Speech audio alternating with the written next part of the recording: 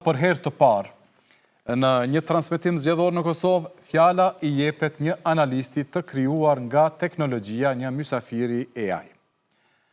Mirëmëngjesi, mirë se erdhët në ATV. Dhe Rona, unë jam mysafiri i inteligjencës artificiale dhe është frymëzuese që po më shfrytëzoni për këto temash. Kjo tregon vizion, kreativitet dhe guxim. Ju përgëzoj për këtë qasje moderne për të sjellë diçka ndryshe për audiencën në këto zgjedhje. Faleminderit ATV për këtë mundësi. Falenderojmë analistin AI për fjalët e mira, po e fillojmë me thelbin, pse janë të rëndësishme zgjedhjet lokale për qytetarët. Zgjedhjet lokale janë ndoshta më afër jetës së përditshme të qytetarëve sesa çdo proces tjetër politik. Prej tyre varen rrugët, ndriçimi, shëndetësia, arsimi fillor, gjërat që i prekim çdo ditë. Kur një qytetar nuk voton, në thelb ja lë dikujt tjetër vendimin për cilësinë e jetës të vet.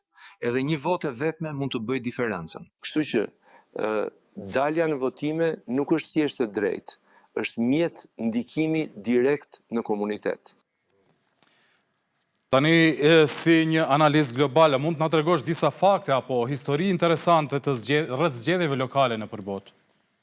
Sigurisht, zgjedhjet lokale kanë pasur shumë episode të çuditshme e frymëzuese nëpër botë. Për shembull, në një qytet të vogël në Alaska, një mace u zgjodh kryetar komune dhe qëndroi në detyrë për disa vite, si simbol proteste ndaj politikanëve tradicional.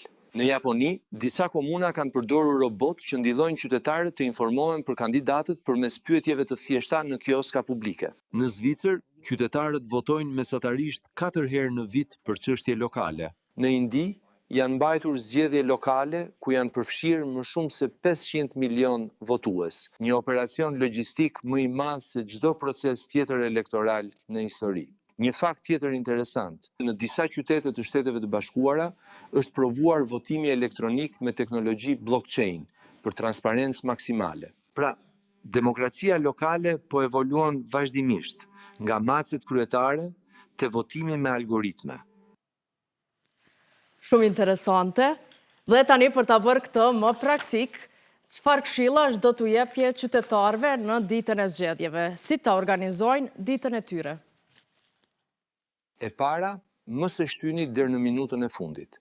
Dilni në orët e para të ditës, kur qendrat e votimit janë më të qeta. E dyta, informohuni paraprakisht për qendrën e votimit dhe sigurohuni që keni me vete dokumentin e identifikimit. E treta, bëjeni votimin pjesë të një dite pozitive. Pas votës, mund të shkoni për kafe me familjen ose për një shtitje. Kështu krijohet kulturë qytetare, jo stres elektoral. Dhe, ndoshta më e rëndësishme, respektoni mendimin ndryshe. Demokracia nuk matet vetëm me numrin e votave, por me mënyrën si pranojmë rezultatet dhe si bashkëjetojmë pas tyre.